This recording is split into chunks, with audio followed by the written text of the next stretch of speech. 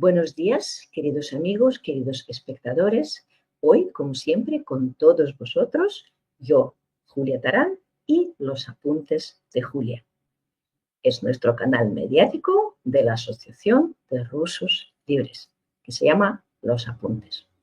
Continuamos nuestra serie de tertulias con personajes, con personalidades, con periodistas, con politólogos, activistas de todo el mundo. Hoy, entre nuestros invitados, tenemos a dos invitados muy especiales. Uno de ellos es Marc Marginedas, periodista, ex corresponsal de El Periódico en Moscú. Precisamente Marc hace poco ha vuelto de un viaje por Latinoamérica. Fue allí para descubrir, para cubrir los acontecimientos relacionados con la propaganda del Kremlin en el continente americano. Nuestro segundo invitado de hoy es Andriy Movchan, que es ucraniano, es un activista de izquierdas y hace poco promovió una iniciativa muy interesante, que es un vídeo dirigido a los ciudadanos cubanos, invitándoles a no sucumbir en la propaganda del Kremlin y no alistarse, no apuntarse al ejército de Putin que lucha en Ucrania. Hola, buenos días Marc, buenos días Andriy. Buenos días. Muchísimas gracias por venir a nuestro programa y por participar en esta tertulia de hoy. Creo que antes que nada podríamos hablar sobre el panorama general de la propaganda del Kremlin en América Latina. Me gustaría saber vuestra opinión, tuya Marc, y tuya Andriy también, de cómo veis este panorama, cómo veis la influencia del putinismo y de la ideología de Putin en el continente americano, a qué se debe, a qué factores se debe y qué podemos hacer para combatirla con más eficacia. Vamos a empezar por Marc, que acaba de volver de Latinoamérica, a ver si nos explica algunos detalles interesantes de este viaje. ¿Qué has visto ahí, Marc?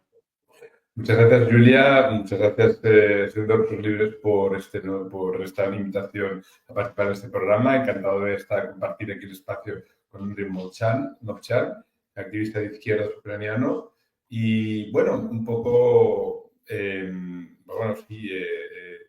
yo estuve recientemente en México, pasé unos 12 días allá. Y bueno, aunque digamos que la razón formal para el viaje era cubrir las elecciones presidenciales, fundamentalmente tenía un encargo de mi diario que era, digamos, que intentar empezar a hacer reportajes sobre el terreno, sobre la injerencia rusa en América Latina. Es un tema que siempre supimos, cuando ya estaba en Moscú, que era muy importante. La cadena RT en español tenía fundamentalmente su público, no en España, su público audiovisual, sino en Latinoamérica. Y entonces, pues bueno, poco pues entender cómo funciona todo el engranaje de la propaganda, entender hasta qué punto las narrativas rusas han penetrado en las narrativas rusas sobre la guerra de Ucrania y digamos que la visión del mundo en general ha penetrado en América Latina. Y un poco, pues bueno, mi panorama, mi visión general es que evidentemente Kremlin tiene ya un espacio en el cual no existen límites. O sea, a diferencia de Europa, en el cual pues, se percibe a la carrera de RT en español como una amenaza. Allá simplemente se percibe como un punto de vista alternativo. No tiene en muy pocos países tiene limitaciones de su difusión. Y bueno, entonces pues eso... aunque tampoco tiene una audiencia espectacular, es una audiencia importante, pero no diríamos que espectacular, lo que sí que consigue es tener una gran presencia en las redes, ¿no? Y tener una gran... que es un poco lo que siempre ha querido la propaganda rusa, más que RT en castellano, en español, más que la importancia de las emisiones audiovisuales, era RT, la web de RT, reducir el impacto que tenía en las redes, ¿no? Que ahí es donde quiere la propaganda rusa hacer mucho ruido, ¿no? Porque es un espacio mucho más libre y mucho menos, menos sometido a controles de calidad sobre la información que se da, ¿no? Entonces, bueno, eso es un hecho, eso es una realidad. Evidentemente, en América Latina son narrativas que fundamentalmente intentan dar la imagen de que Estados Unidos es un colonizador malo, con una potencia que impide el desarrollo de la región, y eso, pues evidentemente, por un historial reciente y por una experiencia reciente de finales del siglo XX y principios del XXI, en el cual Estados Unidos ha participado en golpes de Estado contra gobiernos izquierdistas en América Latina, pues evidentemente ahí tienes un campo abonado para esto, ¿no? Con lo cual, no solo tienes una limitación, por una parte, ni cortapiés, sino que tienes un campo abonado. Luego, y a mí las cosas que me parece más sorprendente es el hecho de que los embajadores rusos en América Latina tienen una libertad y una capacidad de emitir mensajes que sería totalmente impensable en Europa Occidental o en Estados Unidos. Estás hablando de incluso subir con una opinión en medios de prensa, sino que además incluso atacar a periodistas propios del país, sin que además el gobierno parezca que tenga, el gobierno de turno parece que tenga mucho interés, ¿no? A partir de ahí, otra cosa que está clara es que digamos que ellos han conseguido cooptar algunas numerosas instituciones, no solo ya, digamos, vinculadas a la prensa. Y luego tenemos otra cosa que ya sería un poco lo último, que es el hecho de que las cuentas automatizadas, las cuentas falsas, es infinitamente mucho más numeroso y tienen muchísimo más impacto que en Europa, ¿no? Aquí, evidentemente, pues hay mucho más, hay límites. Allá, evidentemente, pues primero porque hay países que probablemente albergan albergan edificios o sedes en las cuales se funciona con cuentas falsas. Entonces, pues ello hace que verdaderamente la sensación que tengas cuando haces, por ejemplo, me contaba una colega, intentaron hacer un acto en Bogotá, en la Fundación Capos, la fundación que lleva el nombre de Gabriel García Márquez, que es el periodista más famoso de lengua española, un taller sobre la guerra de Ucrania y sobre las presiones de la guerra de Ucrania. La cantidad de ataques que sufrieron en las redes es brutal, ¿no? Y eso además no se concuerda porque al fin y al cabo el conflicto de Ucrania está muy lejos de América Latina. Ese interés es totalmente falso, es totalmente provocado. Eso no es un interés genuino, ¿no? Y entonces, pues ahí eso te das cuenta de que en realidad esa propaganda rusa que está funcionando de una forma propaganda rusa o ya sea basada en países como Venezuela o Nicaragua, pero evidentemente, es decir, o sea, que tiene un objetivo que es, por un lado, quieren que la región siga siendo neutral, aparentemente neutral, o incluso está favorable, ¿no?, a los postulados de Rusia en lo que es el concepto de la guerra ucraniana, pero hay otra cosa que se está haciendo muchísimo menos, que es que favorecen e impulsan gobiernos o regímenes cada vez más liberales, ¿no? Ellos no solo se contentan, no solo quieren neutralidad en América Latina, sino que impulsan gobiernos iliberales, donde no hay verdaderamente alternancia democrática. No se importa que sean de izquierdas o de derechas. Muy bien, Marc, has dicho una cosa interesante sobre los bots estos, ¿no?, que están gestionados por el gobierno ruso, por el Kremlin. Precisamente ayer salió un artículo muy interesante en tu periódico, El Periódico, sí, hablando sobre estas granjas de bots y sobre agentes de Rusia, en general sobre la injerencia rusa aquí en España. Sí. Y ahí la verdad es que salen unos datos muy espeluznantes de la cantidad, del número de estos agentes, de estas cuentas falsas, de estos bots, el número de mensajes, que va por miles y miles, centenares de miles de mensajes al año, que la verdad es que da miedo estas escalas. Muy bien, Andy. Simplemente una puntualización, o sea, es decir, lo bueno que tiene España es que se aceptan estos informes y una vez que la propaganda rusa, lo fundamental es exponerlo. Una vez que la expones, limitas muchísimo su impacto. El problema de América Latina es que hoy por hoy no existe voluntad política de parte de los gobiernos, muy pocos gobiernos, o sea, estudiar el fenómeno y de intentar ponerle coto, porque no se percibe como propaganda, se nos percibe con un punto de vista alternativo. Sí, desgraciadamente. Andri, pues hablando de esta injerencia, ¿no? De esta influencia del Kremlin en la América Latina en general, yo creo que tu voz para nosotros sería muy importante, porque claro, como tú eres un representante de izquierdas, entonces tú puedes hablar de tú a tú a toda esta gente, ¿no? A este mainstream latinoamericano que, como ya sabemos, siempre tiende a ir por la izquierda, ¿no? Históricamente. Entonces, claro, que es con lo que juega el Kremlin, ¿no? Con la narrativa de izquierdas, con la narrativa antiimperialista, anticolonialista. ¿Cómo tú ves esta situación y qué es lo que te gustaría decir a nuestros espectadores si nos escuchan desde América Latina, por ejemplo, o desde España, es igual?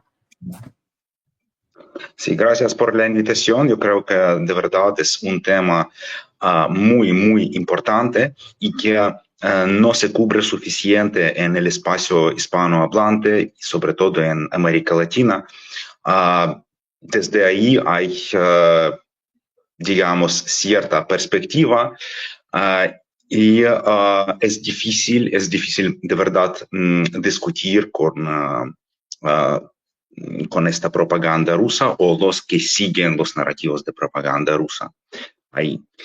Yo quería empezar sobre todo del contexto ¿sí? En el que existe este continente. Durante 150 o incluso más años, ahí funciona la doctrina Morgan. ¿Sí? Es una doctrina de dominancia total de Estados Unidos sobre todo el continente. Y Estados Unidos históricamente tienen una grandísima influencia a todos los países sí, de América Latina, América del Sur y los Caribes. Durante estas décadas, sí, durante el siglo XX, muchos países han sufrido intervenciones o políticas o militares o la presión económica de parte de Estados Unidos para que sigan la política ¿sí? de esta fuerza dominante en el continente que conforman a su política exterior. Por eso hay muy mala, digamos, hay muy mala memoria sobre todo eso. Recordamos que América Latina ha sufrido intervenciones militares y ha sufrido regímenes dictatoriales que estaban favorables a los Estados Unidos, como por ejemplo la dictadura de Pinochet en Chile, la dictadura de Videla en Argentina, otros regímenes en este continente. Sí. Y entonces todo eso queda su no sé, legado a la percepción de la política internacional y sobre todo las relaciones con Estados Unidos.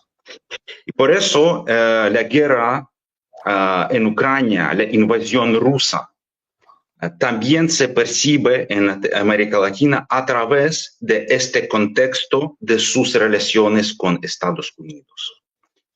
Resulta que Ucrania en esta guerra es aliado de Estados Unidos. Estados Unidos proveen ayuda diplomática, económica, militar, sí, y también como otros países de Europa. Entonces, muy poca gente en América Latina sabe dónde está Ucrania. Sabe como mínimo sobre nuestra cultura. Sabe muy poco de historia de nuestro país. Porque básicamente estamos muy, muy, muy lejos. Por eso es difícil entender todo el contexto de nuestro conflicto, ¿sí? De nuestros intentos de sobrevivir como un país, no ser conquistados. Es difícil saber, digamos, la historia de relaciones entre Ucrania, Rusia, otros países alrededor de Ucrania. Por eso, este método que se aplica, el método más fácil, es percibir todo a través de Estados Unidos. Y para mucha gente que tiene este resentimiento contra Estados Unidos, es fácil creer que cualquier derrota de cualquier aliado de Estados Unidos es una derrota del imperialismo estadounidense en total y un camino hacia la liberación de su propio continente, de la influencia estadounidense. Pero no todo funciona así. No todo funciona así y es una imagen demasiado primitivizada. Porque, pues, yo como un activista de izquierda, yo, por supuesto, yo sé que el imperialismo estadounidense no es un mito, es un hecho real. Y de verdad, durante los últimos 80 años, más o menos 70% de todos los conflictos en el mundo fueron lanzados de cierta manera más abierta o más cerrada, ¿sí? De este imperialismo occidental. Y para muchísima gente, yo entiendo que para muchísima gente, para los izquierdistas y en el occidente y en los países del sur global, el imperialismo occidental es un sinónimo al agresor. Y esta gente, claro que tiene una costumbre de pensar que siempre actúa solo este imperialismo. No, primero, que es el único imperialismo en el mundo. Es la primera cosa. La segunda cosa, que este imperialismo siempre es el agresor, ¿sí? Pero en el caso de Ucrania, tenemos una situación diferente. Cuando una fuerza que se opone, ¿sí?, al imperialismo occidente, actúa como el agresor, y es Rusia. Rusia usa digamos, tensiones con el occidente para justificar su intento de conquistar a Ucrania, de invadir, de destruir nuestro país.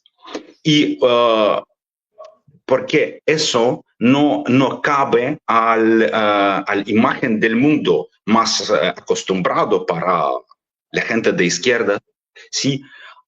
Es muy difícil de entender que Rusia puede servir como agresor y en contrario, los países que proveen ayuda militar o económica a Ucrania ahora actúan como aliados de la víctima de agresión. Por eso, digamos, por ser confundido, ¿sí?, de estos temas, es muy fácil por desgracia, consumir la propaganda de Kremlin y por eso en América Latina tiene un gran éxito. Yo diría también que lo has dicho muy bien, que realmente hay varios imperialismos, que no solo hay un imperialismo en el mundo. Y a mí me gustaría añadir, y creo que no me equivoco, que el imperialismo ruso en estos momentos es mucho peor, es mucho más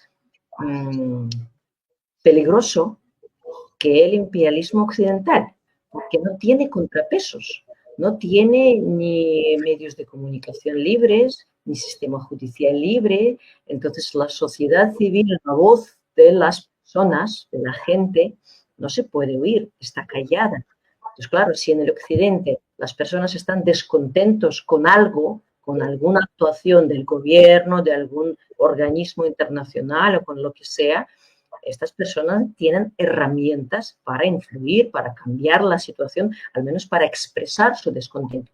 En el imperialismo ruso eso es imposible. Todos los que caen, todos los que sucumben a su poder, tanto dentro de Rusia como fuera, ya no tienen voz ni voto, ya no pueden oponerse, sino ya sabemos qué les pasa. Les matan o les meten en la cárcel. Entonces, igual este mensaje también vale la pena difundirlo, que es mucho más peligroso el imperialismo ruso que ahora está amenazando a Ucrania y a toda Europa, porque ya sabemos que Putin no parará con Ucrania, que tendrá que seguir haciendo guerras durante mucho tiempo, si no cae su régimen. Entonces, ahora que hemos dibujado un poquito a grandes rasgos la situación en general, me gustaría profundizar un poco porque, Marc, sé que tú tienes una visión muy interesante sobre Nicaragua, por ejemplo, o sobre México, sobre lo que está pasando en realidad en diferentes países de América Latina y cómo está desarrollando ahora la situación ahí con la influencia y la propaganda del Kremlin. A ver si nos quieres explicar. Bueno, yo te propongo una cosa, te propongo que yo hable de Nicaragua, que es un ejemplo terrible, y que Andri nos hable después, por ejemplo, de Chile, que no es un ejemplo, que es un buen ejemplo de cómo se gestiona esta situación, ¿no? O sea, yo pienso que Nicaragua es... yo he estado en México, estuve viajando por el norte, recogiendo testimonios de gente que había huido de Nicaragua. Y entonces, bueno, dos cosas fundamentalmente. Bueno, primero, el régimen hoy en día no se mantendría si no fuera por el apoyo de Rusia. En el año 2018, en el año 2018, pues hubo unas protestas masivas contra Daniel Ortega. Daniel Ortega recurrió a Rusia y Rusia, pues, envió, digamos, material y hombres y empezó a hacer cosas que para la gente que hemos trabajado en el espacio postsoviético nos es tremendamente familiar, ¿no? Una de ellas es, por ejemplo, el uso de francotiradores. Es decir, o sea, sabemos que yo recogí testimonios de gente que había estado en protestas en el año 2018 y me dijeron que iban a hablar ruso. Hablé con ellos y hablan de esta forma. Y dicen, sí, se hablan de esta forma. Iban totalmente... como además, o sea, no sé de momento, en qué momento no se reconocía oficialmente, simplemente reconocía que Rusia enviaba material, pero no hombres, entonces ellos iban encapuchados y tenían rifles de alta de gran calibre y aparte, pues bueno, se comportaban incluso en el poco español que ellos hablaban, pues llegaban incluso a amenazar y decir que tenían permiso del presidente para matarles, ¿no? O sea, estamos hablando... entonces, otra de las cosas que hay un programa que Rusia prestó a las fuerzas de seguridad, utilizó, y que permitió, digamos, que vigilar todas las cuentas de WhatsApp e identificar inmediatamente a los líderes de las protestas y los mataron. Pues, es decir, o sea, entonces la cooperación rusa en materia de seguridad fue fundamental para que en el año 2018 el régimen de Ortega no cayera. Y de hecho me dijeron estas personas que bueno, pues que no hubiera sobrevivido, o sea, que un poco lo que hubiera pasado con Lukashenko si no hubiera prestado ayuda Putin en el año 2020, en estas elecciones en el año 2020. Entonces, Lo que yo recuerdo, entonces, bueno, esto por primera parte. Luego, a partir de ahí, esta gente ya había sido de Nicaragua, pero bueno, investigué más y me dijeron que, bueno, primero que la cooperación a nivel de seguridad es muy estrecha. Sabemos que Nicolás Patrushev estuvo recientemente en Nicaragua. Cuando Nicolás Patrushev es una persona que evidentemente es muy importante. Sabemos que al margen de la embajada hay un edificio enorme con 2 plantas, con personajes, con gente que se dedica a monitorear no solo a Nicaragua, sino también a Estados Unidos, ¿no? Es un país donde se calcula que hay entre 3.000 y 5.000 funcionarios rusos desplegados en un país que es pequeñísimo y con el cual además prácticamente Rusia no tiene ningún tipo de relación comercial. Y luego otra cosa que me parece muy interesante es al nivel de la cooperación. Y además un poco resume un poco para el oyente que esté en Latinoamérica qué es lo que puede ofrecer hoy en día Rusia. Rusia ofrece control de la sociedad y propaganda. No ofrece nada más. No ofrece inversiones, no es un país con una economía potente que pueda invertir masivamente y sacar de la pobreza a amplios sectores de la sociedad, ¿no? Entonces, la segunda pata, digamos, de la cooperación rusa en Nicaragua es la propaganda. O sea, sabemos que Victoria Vorontsova, directora del canal Red, del canal de la web, del canal en español de RT, ha viajado a Nicaragua para dar cursos de formación. Víctor Tarnovsky, que es un propagandista ruso vinculado a la agencia, bueno, yo creo que no sé si es Sputnik, es una que también da dar cursos de capacitación profesional cuando estás dando, o sea, entonces, digamos, esas son las 2 patas de la cooperación, ¿no? Seguridad y propaganda. Y luego otra cosa que me pareció muy sorprendente y que me hace recordar también, porque Rusia, digamos que lo bueno que tiene Rusia es que sus estrategias, sus técnicas no innovan, ¿no? O sea, son siempre las mismas. Pues Nicaragua se ha convertido en la plataforma para llevar migrantes ilegales hasta migrantes desde Oriente Próximo hasta Estados Unidos, con el ánimo clarísimamente de estabilizar a Estados Unidos. Es una cosa que ya vimos durante Belarus. meses previos en Bielorrusia, en los meses previos antes de la guerra, en aquel momento no sabemos exactamente a qué obedecía eso. Ahora podemos decir que obedecía que lo que era un intento del Kremlin, porque Lukashenko no hubiera hecho esto sin el permiso del Kremlin, sin las instrucciones del Kremlin, era un intento de sembrar problemas y sembrar dificultades en la Unión Europea cuando la guerra ya se había decidido, es decir, sembrar la división, y en Estados Unidos clarísimamente el objetivo es desestabilizar el país ante unas elecciones que es en noviembre, ¿no? Entonces, estos testimonios me contaron que no solo que venían con aviones, vuelos charter, que llegaban a Managua, pero también, por ejemplo, con lanchas patrulleras de la Guardia Costera nicaragüense que traían desde la República Dominicana y desde Cuba a migrantes y pagaban aproximadamente unos $600-700 por cabeza.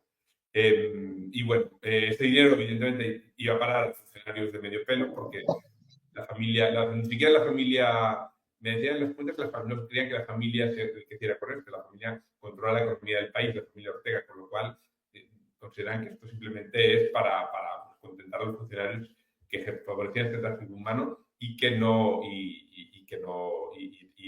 cobraban poco, ¿no? Entonces, pues bueno, tenemos en América Latina un país, Nicaragua, que además, desde el punto de vista, los expertos dicen que desde el punto de vista de capacidad de estabilizar, es mucho más potente que Cuba durante la Guerra Fría con la Unión Soviética, porque Nicaragua tiene continuidad territorial con los Estados Unidos, no es una isla. Entonces, y la presencia es verdaderamente muy fuerte. O sea que ahí estamos y va a ser complicado y va a ser una situación con la cual habrá que gestionar en el futuro. Y yo sé que también hay unos refugiados rusos, exiliados rusos, la gente que huye de Rusia para no ser reclutado a la guerra. Yo sé que ellos también crean tensión en las fronteras porque intentan pasar clandestinamente, no sé si por la frontera con México o con Nicaragua a Estados Unidos. Sí, a ver, otro de los problemas que es clarísimo y que se ha convertido... México siempre ha sido tradicionalmente una plataforma de espías.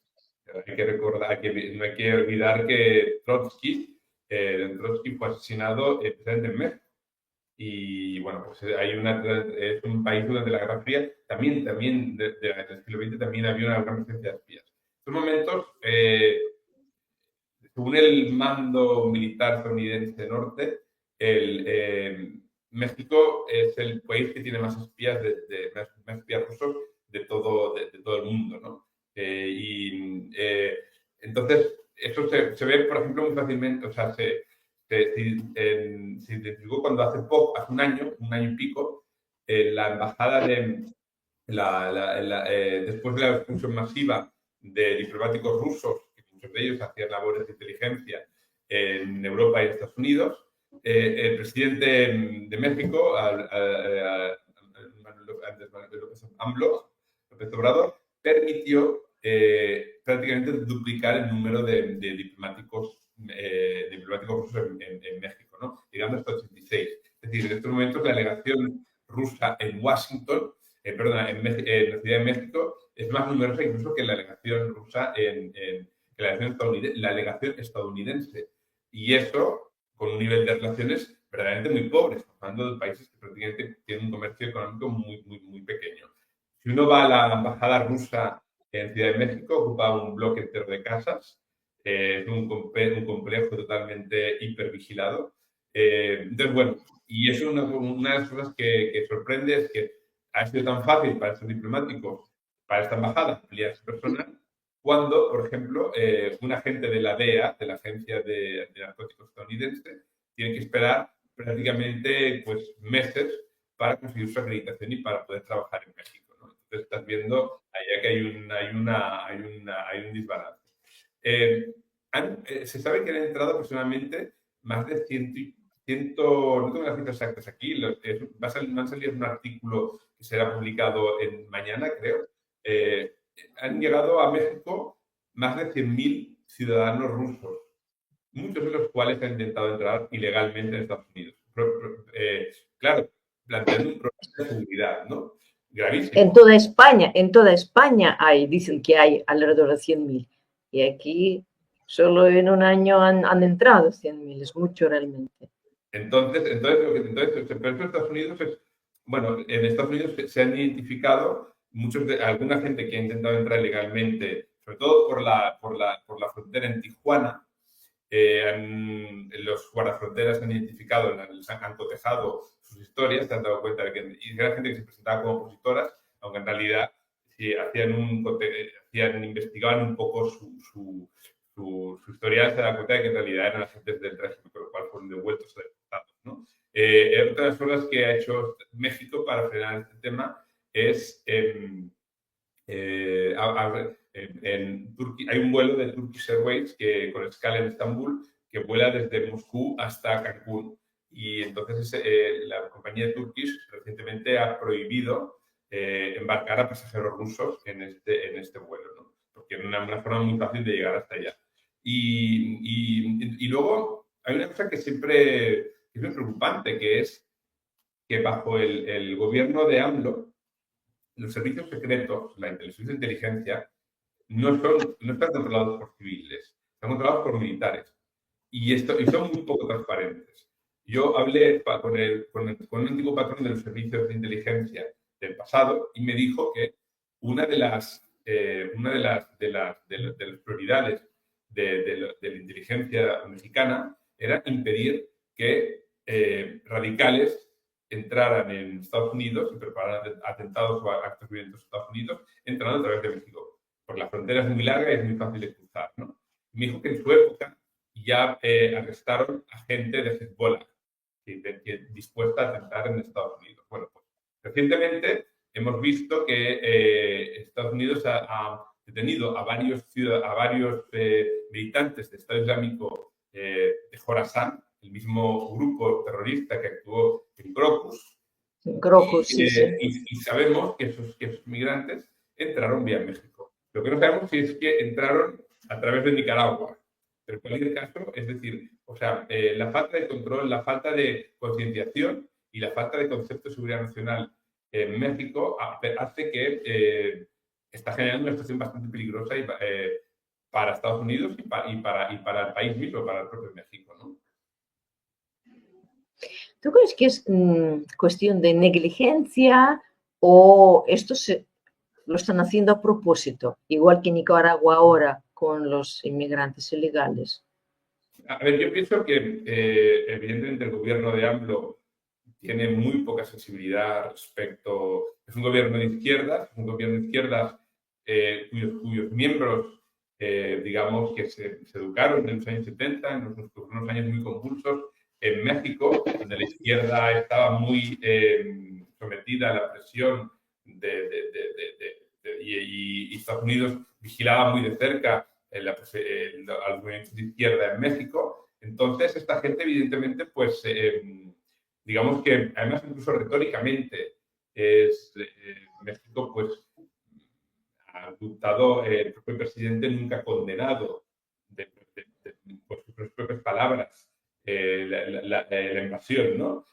Simplemente la única condena vino del embajador de México ante la ONU en los primeros días cuando el mundo estaba en estado de shock, ¿no? Pero después, es más, y luego además tenemos una cosa que es que en México, unos partidos que apoya a AMLO, que es digamos, está frente a una cuestión que se llama Morena, unos partidos que apoya a AMLO, que es el Partido de los Trabajadores, su líder, Noroña, abiertamente se le preguntó en el Senado qué es lo que pensaba de Putin y decía que el señor Putin era una persona de izquierdas que había llegado por métodos democráticos al poder y que eso era así, ¿no? O sea, es decir, o sea, digamos que, bueno, pues, o sea, ya no estamos hablando de neutralidad o de indiferencia o de desconocimiento, sino que esta gente, evidentemente, activamente milita en el putinismo.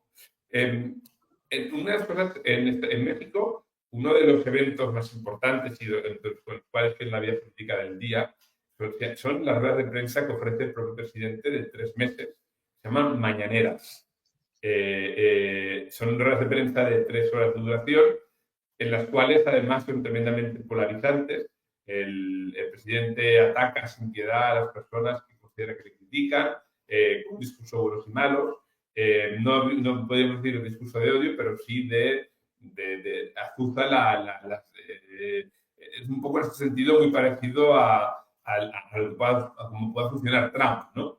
O sea que Trump es pues, un populista de derechas y AMLO supuestamente se presenta como de izquierdas, aunque tampoco hay gente que cuestiona mucho su izquierdismo, ¿no? Al menos en cuanto a valores sociales se refiere. Entonces, en esas mañaneras, que además marcan la agenda del día y hacen que todo el mundo hable, los medios de prensa hablen de lo que se discute en esas mañaneras, allí pues están gestionadas por un personaje que se llama Ramírez Cuevas. Ramírez Cuevas, que es un portavoz, con lo cual él no se pronuncia públicamente, pero sí que sabemos una cosa muy interesante, que es que Ramírez Cuevas, pues después de la muerte de Daria Dugina en Rusia, entregó un premio a ella a título póstumo.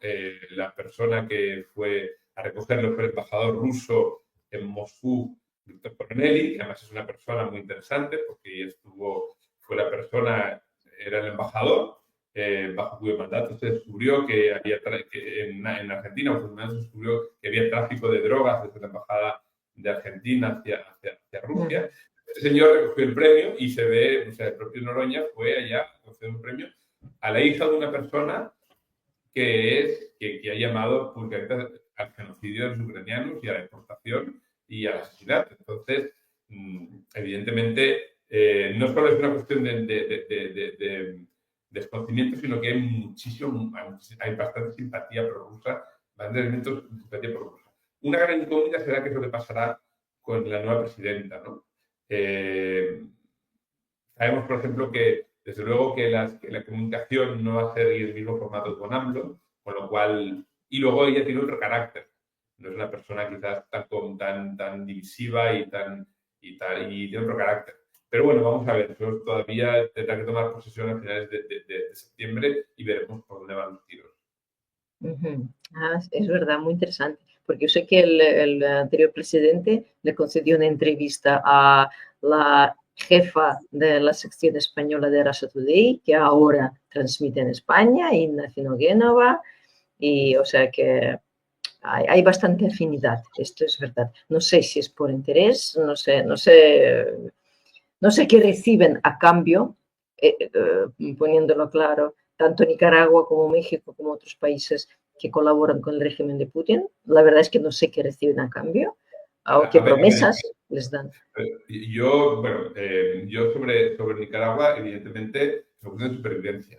Sin Rusia, el régimen sobreviviría. Yo creo que sobre el tema de México es una cuestión más que recibir. La economía de México funciona bastante bien, o sea, el país está creciendo con los países del entorno, pero yo pienso que el problema es, desconocimiento, falta de sensibilidad que nos ha aprovechado por una serie de personajes muy posicionados respecto al tema de Rusia. Y o sea, la falta de interés del presidente AMLO hacia las cuestiones internacionales es palmaria, ¿no? Y entonces eso que hace que, bueno, pues que su secretaria de Exteriores, que es la ministra de Exteriores, la señora Bárcena, pueda mantener y tenga, evidentemente, como lo muestran las fotografías y las imágenes públicas, una relación muy próxima con el ministro de la Defensa. Vamos a ver si con el nuevo secretario de Exteriores, nuevo ministro de Exteriores que tendrá bajo Claudio Sheinbaum, digamos que esta afinidad se mantiene, ¿no?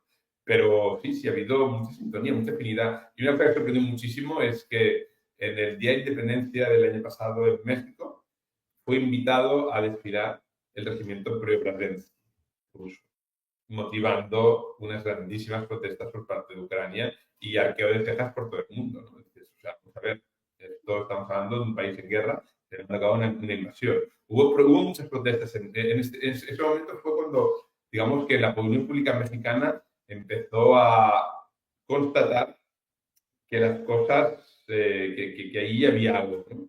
Y yo pienso que eso, que aunque estamos muy lejos todavía de lo que se vivió en España, de cómo el nivel de concienciación de España, sobre todo en Ucrania, ¿no? De lo que supone el peligro de la propaganda rusa, yo pienso que, digamos que avanza, ¿no? Muy bien. Si seamos positivos, ya seguiremos muy de cerca a ver qué pasará ahora en México. Esperemos que cambie la situación. Sí. Y yo sé que Andriy precisamente quería añadir unas notas más positivas a este discurso con el ejemplo de Chile, ¿verdad? Sí, verdad. Yo he anunciado eso antes de nuestro programa. Es verdad que a pesar de toda la complejidad de la situación en América Latina, en el contexto de guerra en Ucrania, pues hay también buenos ejemplos. Y es Chile, donde tenemos ahora un gobierno progresista y socialista democráticamente elegido después de una gran lucha contra el expresidente Piñera, así con grandes manifestaciones en la capital de Chile. Y este presidente es un joven, ¿sí? Relativamente joven, se llama Boric, y él, después del inicio de la invasión, declaró muy claramente que está en contra de esta guerra, no contra una guerra como abstracta, como dicen muchos líderes, para cubrir su tolerancia hacia las acciones de Rusia. No, estar contra la guerra en el caso de Ucrania significa estar contra el agresor y contra la invasión rusa. Afortunadamente, él tenía valentía declarar eso así muy claro. Yo creo que es una excepción entre los líderes izquierdistas en América Latina, pero de verdad es un buen ejemplo para seguir. Y también luego en el caso de invasión de Israel en Gaza, él también claramente declaró que está en contra de esta invasión, condenando claro que el ataque terrorista de Hamas, pero también contra de esta guerra iniciada por Israel. Pues yo, desde mi punto de vista, es un muy buen ejemplo para seguir y es el ejemplo que un socialista, de la posición que un socialista en estas circunstancias debe tomar. Para mí personalmente es también importante porque en Ucrania, en mi militancia, yo era un militante del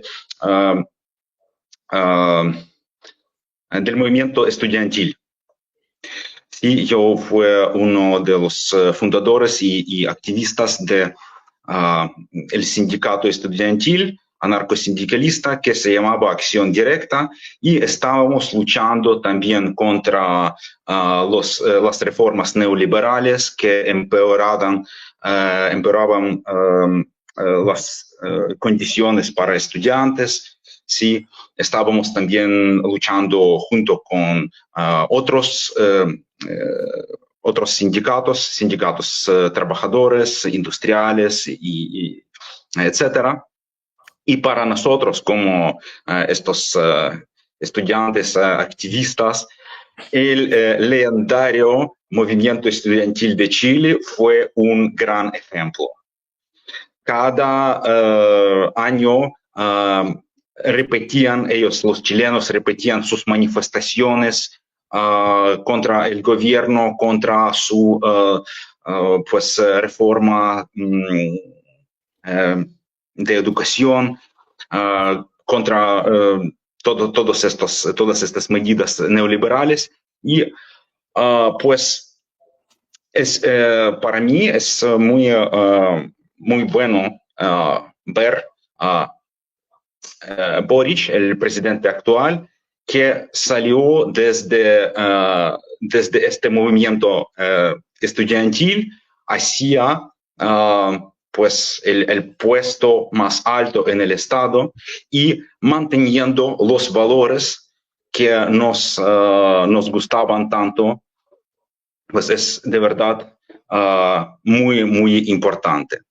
Además, yo quería añadir también una cosa personal, que en América Latina hay famosos propagandistas rusos que son de origen o rusos o ucranianos y hablan castellano muy bien, mucho mejor que yo, por ejemplo, y especulan con su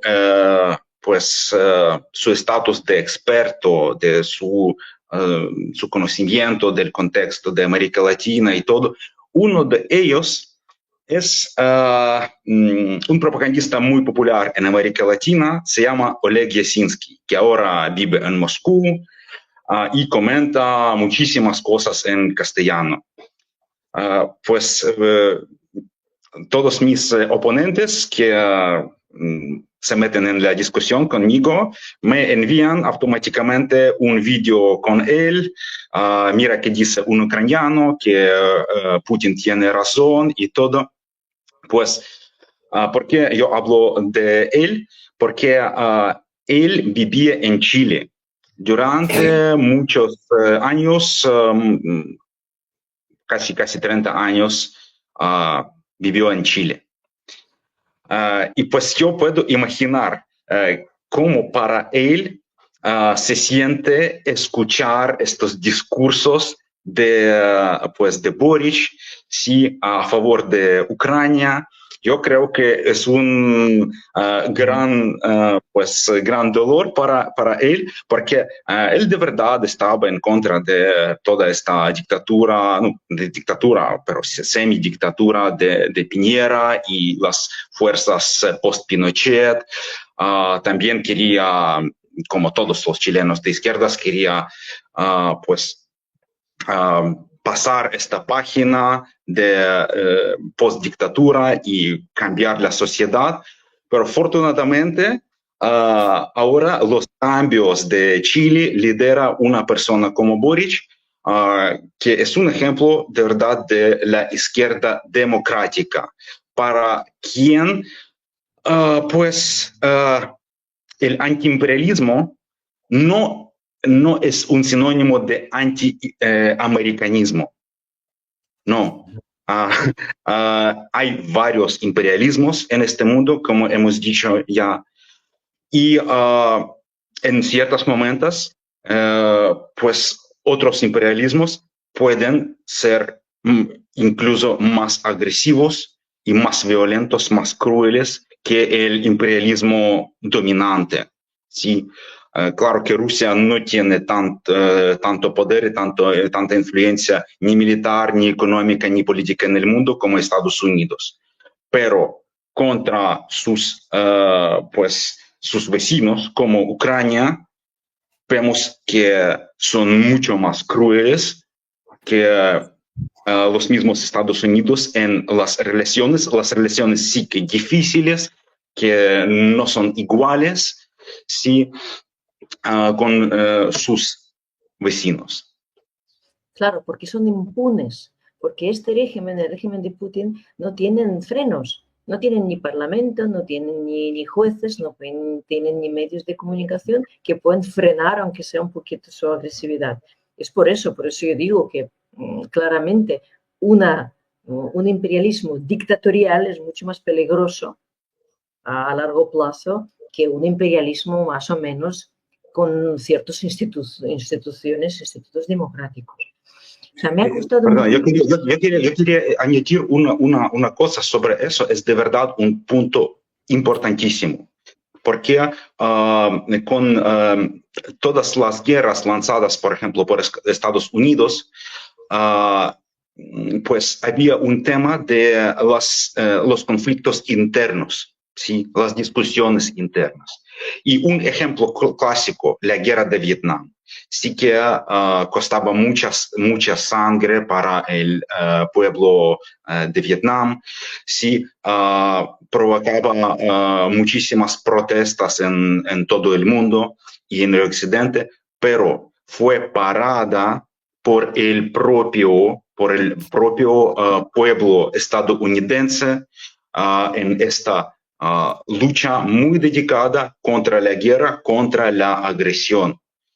Y de verdad, ¿sabes? Cuando hablan ahora que Rusia puede, pues, puede luchar en esta guerra durante décadas, puede ser sí que es verdad, teóricamente sí que puede. Pero Estados Unidos también podían en Vietnam estar presentes durante décadas, ¿sí? Y lo que hizo retirar las tropas es la presión del movimiento, la presión democrática a través de las protestas, las declaraciones en prensa, y sobre todo las elecciones. Todos los candidatos tenían, sentían esta presión desde la sociedad civil. Y por eso cuando la guerra se convirtió en muy, no popular, tenían que sacar las tropas. En Rusia no tenemos ni prensa, ni la libertad de asociaciones, ni la libertad de concentraciones, ni la libertad pues, de expresiones contra la guerra, ni nada de nada. De hecho, Por en eso Irak, es tan difícil luchar contra la guerra en este régimen dictatorial. yo quería añadir que en Irak pasó 3/4 de lo mismo. La guerra en Irak fue sancionada, fue iniciada, aprobada por toda la comunidad internacional, por el Consejo de Seguridad de la ONU. ¿Y qué pasó? Empezó a salir la gente a la calle de las ciudades, de las capitales europeas. Y los gobiernos no tuvieron otra opción que parar esta guerra. Los políticos no tuvieron otra opción que escuchar a la gente que salió a la calle. Entonces la guerra se paró gracias a la presión ciudadana. Claro, Yo es quería, impensable. yo quería añadir una cosa sobre, y aquí Andrea ha hablado de historias, digamos, positivas. Yo también quería hablar de una historia positiva. Es la historia de Costa Rica. Costa Rica es el único país de América Latina que ha aplicado las sanciones. Y esto, fijaos un poco cómo funciona Rusia, porque más funciona de una forma que es muy familiar en Europa. Con la llegada del nuevo presidente, que evidentemente es un presidente dispuesto a seguir manteniendo el régimen de sanciones, hubo un ataque cibernético lanzado que dejaron inmovilizados las instituciones durante meses. Tuvieron que intervenir especialistas de Estados Unidos, de Israel, de España, porque no se podía pagar pensiones, en las citas de los médicos era complicado, y eso venía de Rusia. Luego, además, hay una parte importante de los opositores nicaragüenses que se ha instalado en Costa Rica, y desde el país vecino hay incursiones y hay acosos, y no se sienten seguros. Y entonces, además, es una de las cosas que Costa Rica teme, es un país que no tiene ejército, Costa Rica. Y en cambio está al lado de un país que se llama Nicaragua, que ha autorizado la presencia de militares rusos en su suelo. Entonces estamos en un escenario de que, dependiendo de cómo evolucionen las cosas, pues se puede crear ahí un conflicto, ¿no? O sea, evidentemente, por ejemplo, hemos visto que a Rusia le va muy bien la generación de conflictos paralelos, ¿no? Clarísimamente, en el caso de la guerra de Israel, termina estupendamente bien. Pero también, por ejemplo, uno de los conflictos paralelos que se desencadenó fue la reivindicación antiquísima de Venezuela de una parte importante del territorio de Guyana, del país. Era una reivindicación que está totalmente perdida en un cajón, y de repente se generó una tensión internacional y el Reino Unido se vio obligado a enviar un buque, que al fin y al cabo estamos hablando de un país aliado suyo, ¿no? Entonces, es decir, yo pienso que estamos en un momento en el cual Rusia ha apostado todo a nada, a ganar esta guerra o a perderla.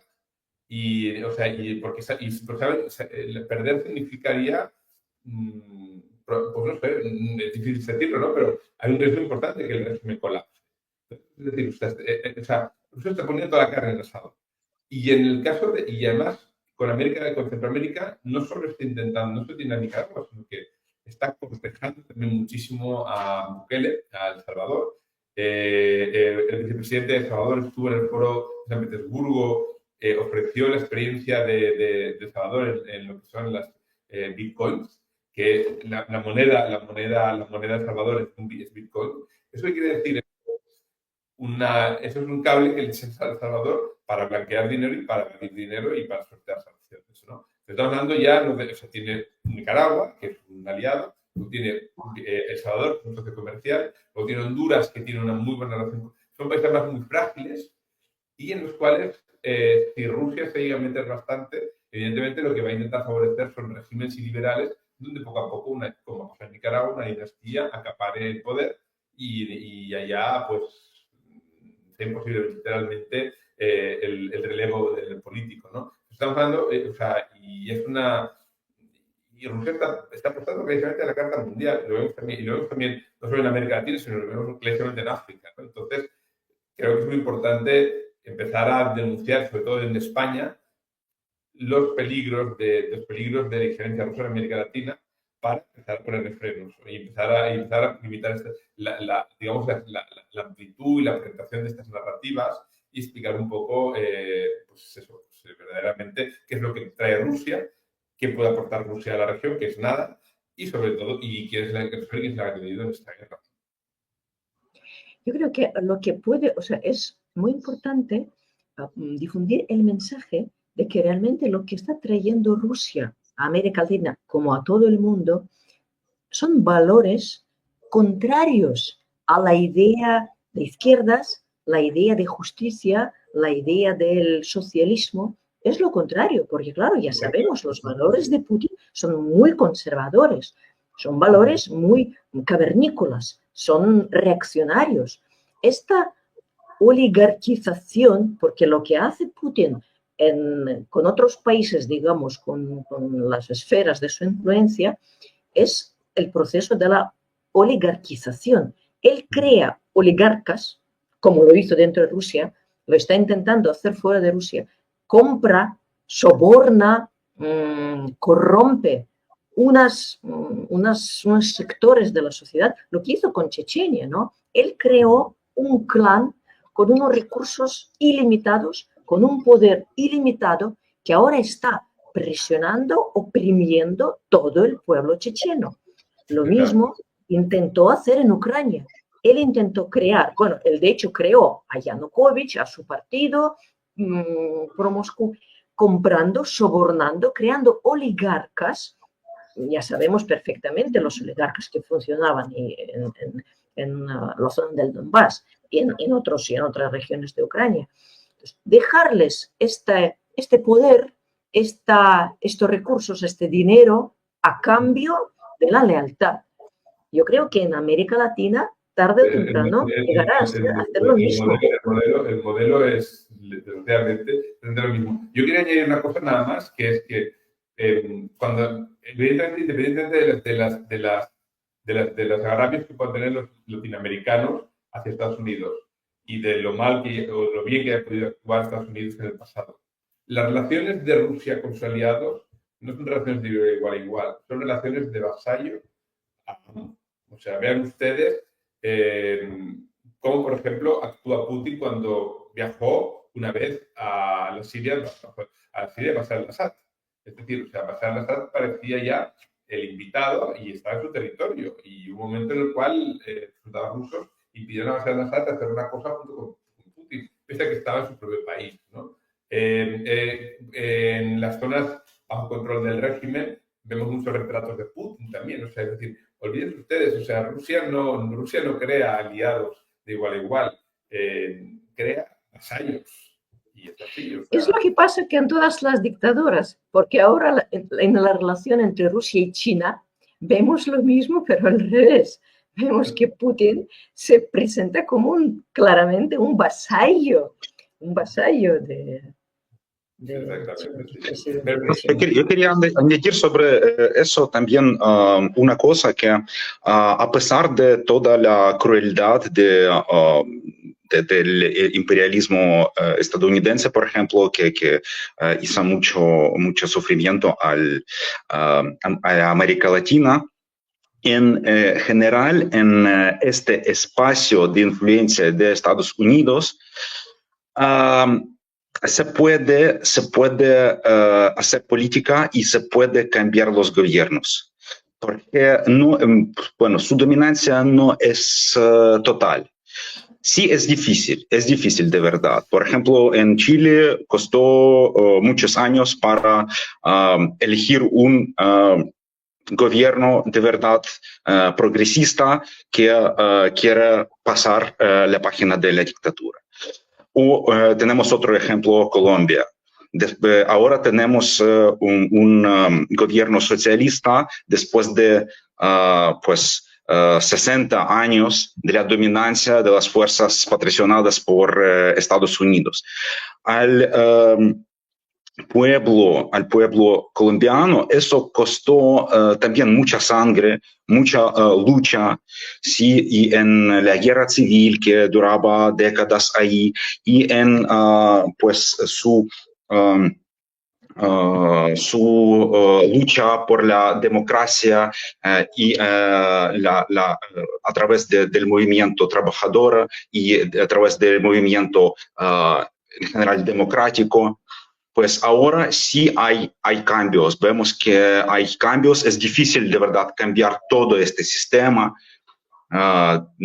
pero vemos que lucha ahí puede traer frutas, mientras que en los regímenes que están patrocinados por Rusia, la lucha como tal es imposible. En Bielorrusia, ahora, por ejemplo, sí, en Belarus, ahora la situación es terrible. No es posible ninguna lucha, ni los sindicatos, ni los partidos opositorios, ni la prensa. Pues la situación es 10 veces peor que en la propia Rusia. Y la misma situación podemos ver en Siria con la dictadura de Bashar al-Assad. Entonces, yo creo que es un peligro de una expansión de un imperialismo joven, que es ruso, con muchas ambiciones, pero sin, sin ningunas paradas, ¿sí? Sin ningunos límites en su opresión de democracia y sus oponentes. Bueno, yo creo que el imperialismo ruso no se puede llamar joven porque tenemos una larga historia del imperio ruso que oprimía a todos los pueblos vecinos desde ya hace varios siglos.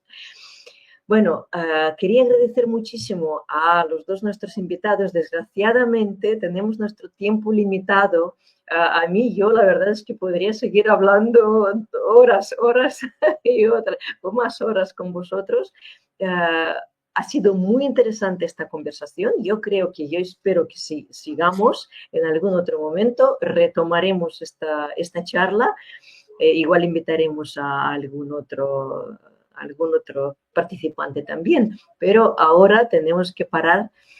Desgraciadamente, muchísimas gracias, Andriy, muchísimas gracias, Marc, muchísimas gracias a nuestros espectadores. Espero que os haya gustado, que estáis de acuerdo con nuestras ideas y con nuestros pensamientos. Podéis expresar vuestros pensamientos en los comentarios de este vídeo. Por favor, dadles muchos likes y compartirlos con vuestros amigos en las redes sociales. Muchísimas gracias y hasta la próxima. Gracias. Chao, hasta luego. Adiós.